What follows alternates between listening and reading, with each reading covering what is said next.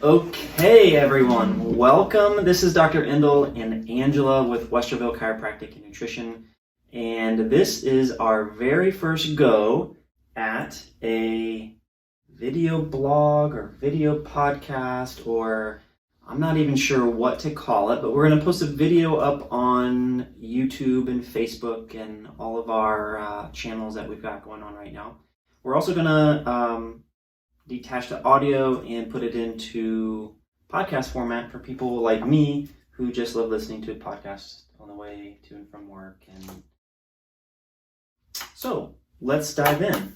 I thought that this was the perfect time to have a good conversation about where we are in the world, coming through what we have come through in this pandemic, and getting a lot of people in here experiencing exhaustion and not really being able to put their finger on why they feel so exhausted. And I got to really thinking about this and thought, okay, a really good way to describe this is the body as far as biochemical mechanism and your biochemistry does everything the same, whether or not you're responding to something that's physical in nature, your physicality, or it's responding to something psychological in nature. You're always going to be doing the work. Absolutely. We were just having this conversation yesterday that we're seeing a lot of people in the office, and we're hearing a lot of people online talk about how the last, I'm not even sure how many weeks it's been this far, but 8, 10 weeks, 6 weeks, seems like forever. It's finally catching up to them, especially the mothers out there. Yes. And they're finally to a tipping point where they're like, I've had enough. I've been taking care of my family for 8 weeks, and it's time to start taking care of myself now because I'm exhausted. Probably been a lot of emotional eating if anyone's like me. And so, we feel terrible and we're exhausted, and it's just finally catching up. And a lot of people, I feel like, are asking for and ready to start making a change. But it really starts with, figuring out, let's walk through you understanding why you feel the way that you're feeling right now. Absolutely. I love the way that you say catching up, because really that's exactly what your body's trying to do. You have been hitting it hard, pedal to the metal, whizzing through it, learning new Office 365 and Teams programs, homeschooling your kids and working full time and making dinner and cooking and cleaning and doing all of that stuff. And you've done it, and we get to the end, and I think that the end of actually the grading period is why I think I'm seeing a lot of what I'm seeing. That makes a ton of sense, right? School's over, and now there's like this coming down, but it's like, oh my gosh, like I can hardly peel myself out of bed, and this doesn't make any sense. And catching up is great. I drove over here this afternoon in a torrential downpour, and it really got me thinking that, wow, so when torrential downpour comes and you're driving in it, right? What starts to happen to your body? So it's your car that's moving, right? Mm-hmm. However, you're actually in the driver's seat, and maybe you're tensing up and your muscles are tensing up because you're gripping the wheel really hard, and all of a sudden, you've got a little bit of labored breathing, whether you recognize it or not. And your whole ocular system is going to be, zoned in on the guy in front of you who has his hazard lights on, so you can trek behind him, reminding you, oh my gosh, I should put my hazard lights on. And you're driving all the way through, and all of a sudden you're alert as all can be. Now think about that. Like your adrenaline is dumping into your system. You're alert as all can be, and all of a sudden you get to your final destination, the rain ceases, and you take your keys out of the ignition, and all of a sudden you're like, yes, right. And that's really, it's the letdown. That's how the whole catching up thing works. So now that you've been doing that so long, and if we're talking about a car, I'm just going to go with it. Okay. Go for it. I'm just totally going You for it. probably know about more cars than I do. Yeah. My dad was a total car buff, so muscle cars at that. When you think of how your body works, and if I'm going to make that an example, your automatic, you drive an automatic or you drive a stick? Okay, your autonomic nervous system, right, has two systems. You've got your sympathetic nervous system, which I like to call, that's the gas pedal. And then you have your parasympathetic nervous system, which is the brake, right? And I think through most of this pandemic, we have all had, pedal to the metal and the accelerator, like, in full flare.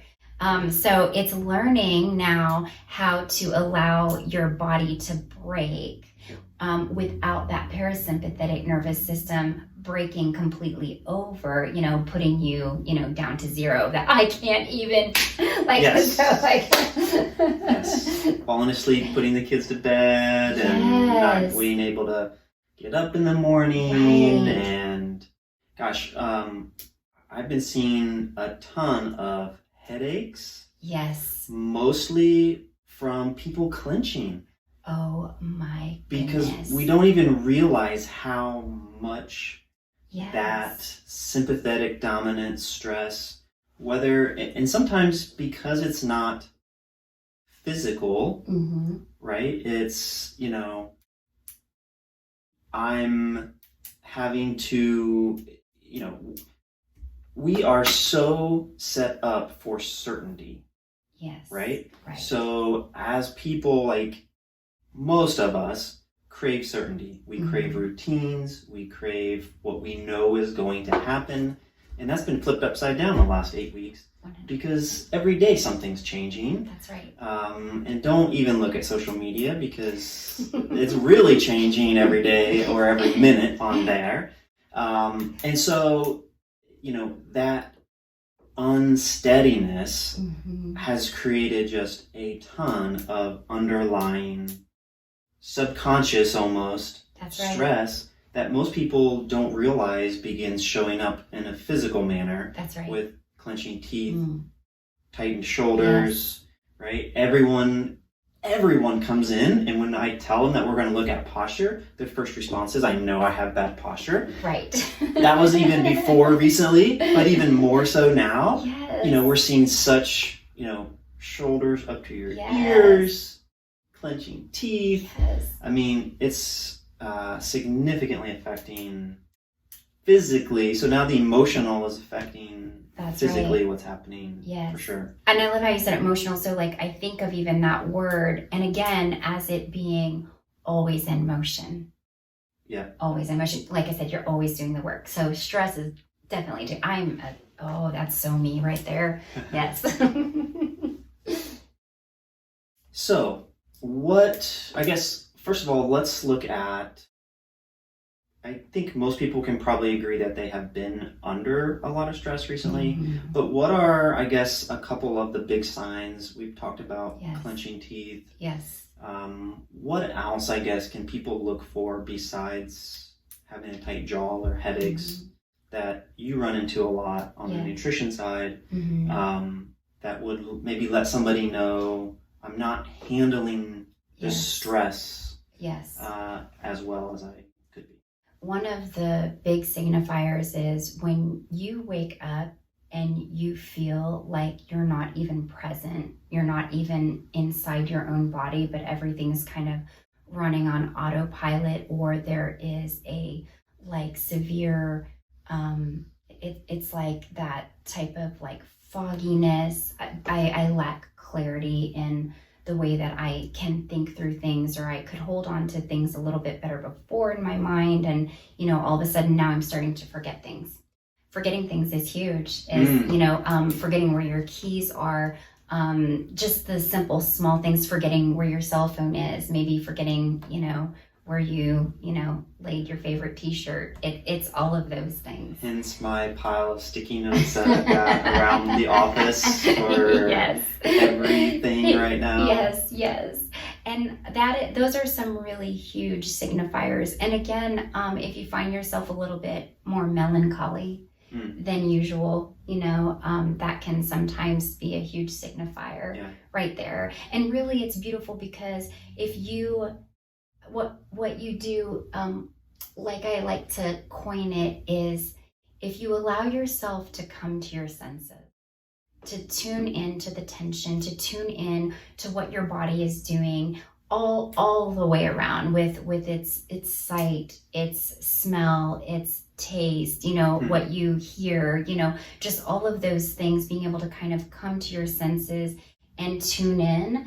I will say that that's probably the first step in allowing yourself some really much needed self-care. Sure. And really being able to start saying, okay, you know what, at this point, I know that I'm going to need a little bit of, Oh, for sure. Leaning and in. I feel like people are craving that space right now to actually begin doing that. Yes. Because one person that we saw this week, some people are, I think, maybe because they've had either panic attacks previously or issues with anxiety and or depression in the past, they're much more in tune with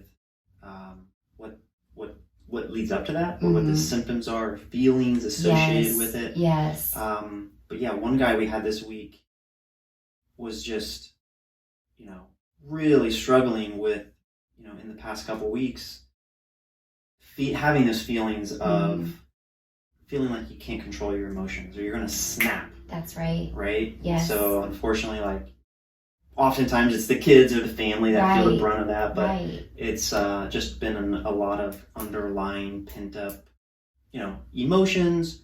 Now in his case, it was really interesting because a lot of his symptoms were also vitamin D deficiency. Yes. Which we could probably spend that'll be the next one. Yes, let's do that. Glucose, cortisol, vitamin D, what all of that looks like. What stress tries to gobble up yes. too. Yes. But I guess, to kind of bring it back full circle, people are, craving how do I begin to look at those things? Either they know it or they have this just underlying tension of, I feel like I should be doing this. Right. Not really sure where to begin or how to do it. But so for sure, we're definitely seeing it. Yes. Now, what about digestively? Because we're also seeing a lot of stomach issues, ulcers, just acid reflux. Yes. My stomach is not good right now. Right. Interesting enough. It's interesting. So I wanna mention one thing so I don't forget it. Funny enough, you're hearing that word self-care a lot right now. Everywhere. The truth is you can't do it by yourself. Right. And yes, because it's really interesting. Yes, it's an oxymoron because we're looking like, okay, I'm gonna, do some kind of self-care, but really we need someone to lean in with and shoulder it together with. And that's how it's really gonna get done, because really right now I always say that, I know this is a really morbid thought, but if you're drowning, you can't throw yourself a life preserver, right? So you definitely need that life preserver. You need someone to be able to guide you through that. Well, my example is I'm totally missing the gym right now because I love to just go to a class and have them tell me what to do. 100%.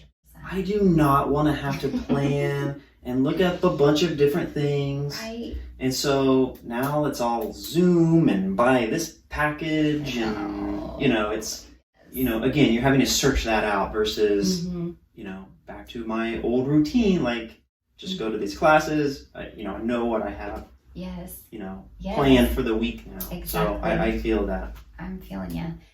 Okay, so back to digestive health. Digestion. Great. So interesting enough, they are all interconnected. So Dr.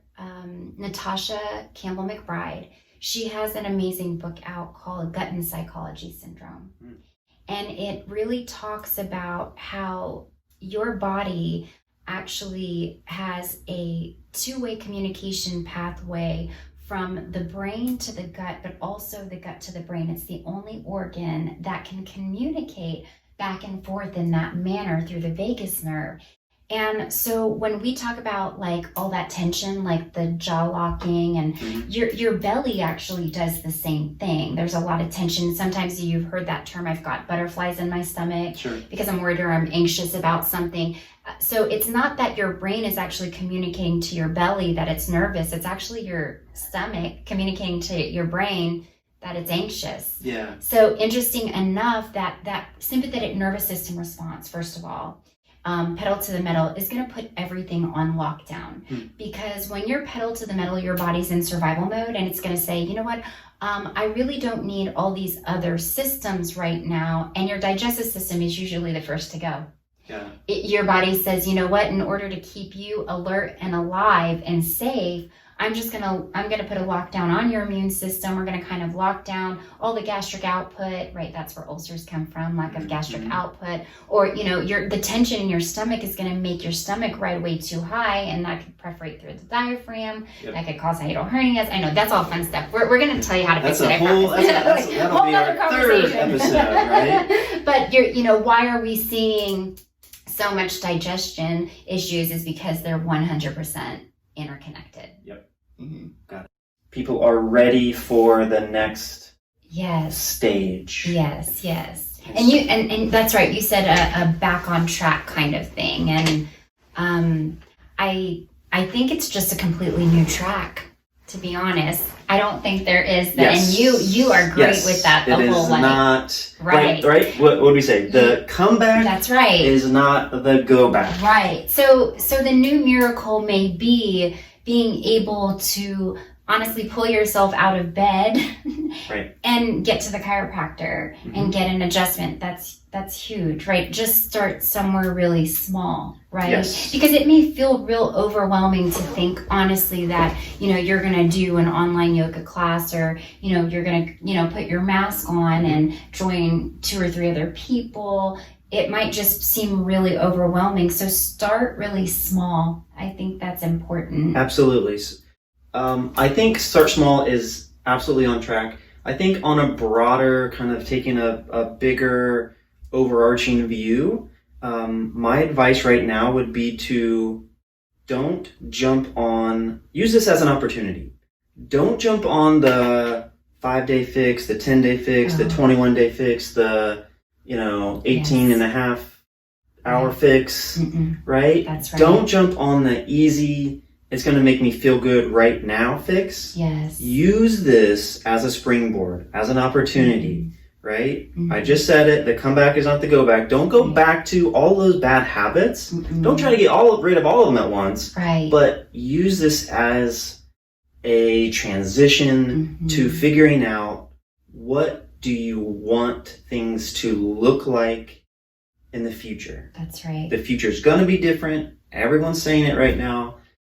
And so take some time and honestly evaluate what's important, why it's important, and then strategize around that. Don't just scrolling through social media, I want to look like this, I'm going to do her 10-day program. That's going to feel good for 10 days, and you're going to go back, and that's going to be a lot worse than if you hadn't done anything. That's right. You are worth so much more than just short-term results, and you are worth long-term results. And I love how you said, I want to look like her. I so want to touch on that right now. No, you don't. You don't want to look like her. You don't want to be her. You want to look like you, because the body God designed for you looks way better on you than it does on anybody else. And it's kind of being able to keep up with healthy thinking and a healthy mindset, and just understanding that you're enough right where you are with what you have to create the healing you need in your body right now. And that's huge. Yep.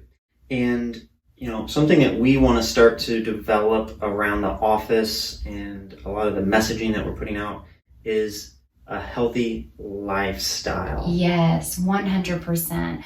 It's funny, if you look right behind you, you're going to see a TRX here. And I am thankful to have it in this office because, again, with that whole mentality of just little by little, you know what, I will sometimes in between patients just get on here and do some squats or do some rows or, you know, grab the kettlebell or something. It's something just as simple as that. It doesn't need to be, you know, such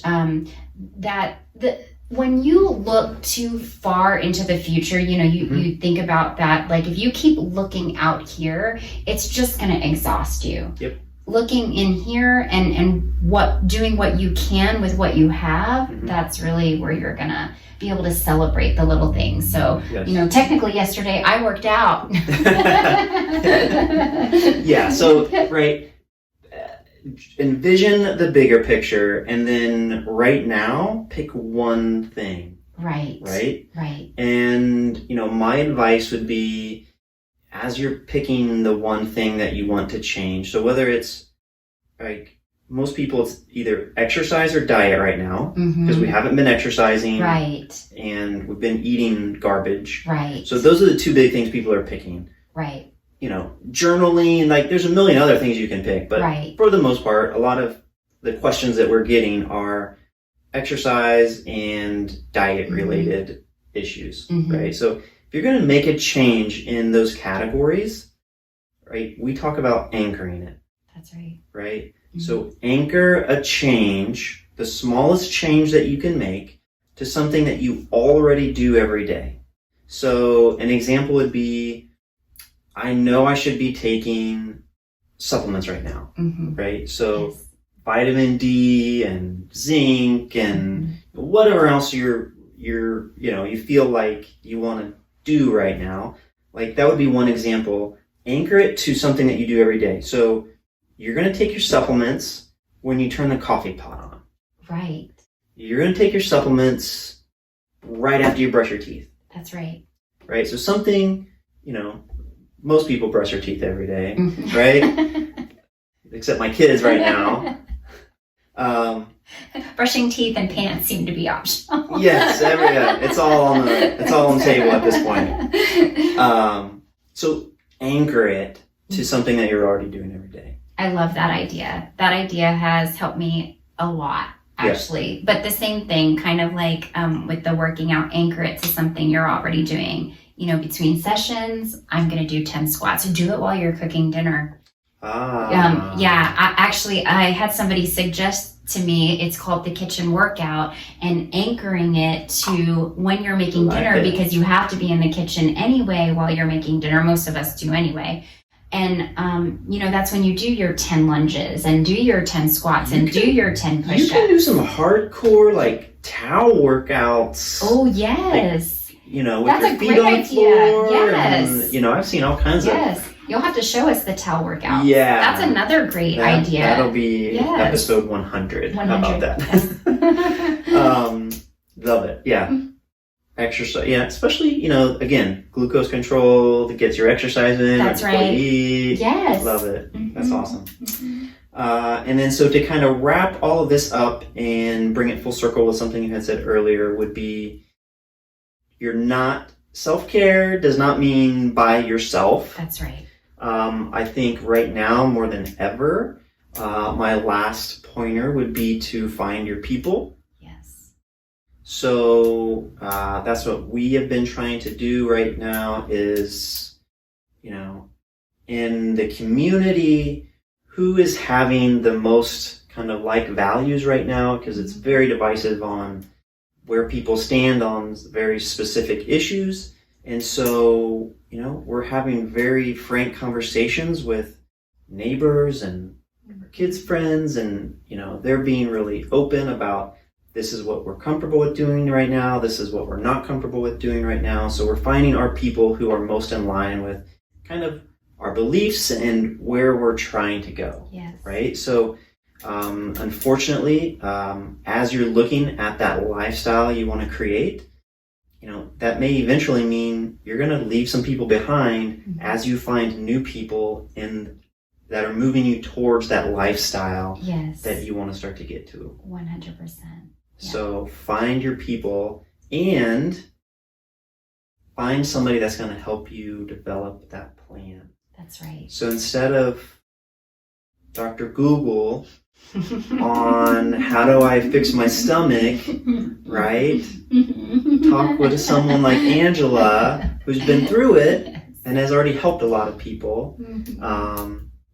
With the headaches, right? Like, we're here for you. Yes. We would love to be those people who are helping you develop your plan, but more importantly is find someone to help you develop the plan. That's right. And hold you accountable. Yes. And that's going to do it in a loving way. That's right. Partnering. Yes. Yeah, partnering together. It's, where it's at. Awesome. Any last closing comments? Love you lots. Awesome. We will see you next time. Thank you for listening and watching our first Up the Ladder podcast, blog, whatever it's called. We'll see you next time.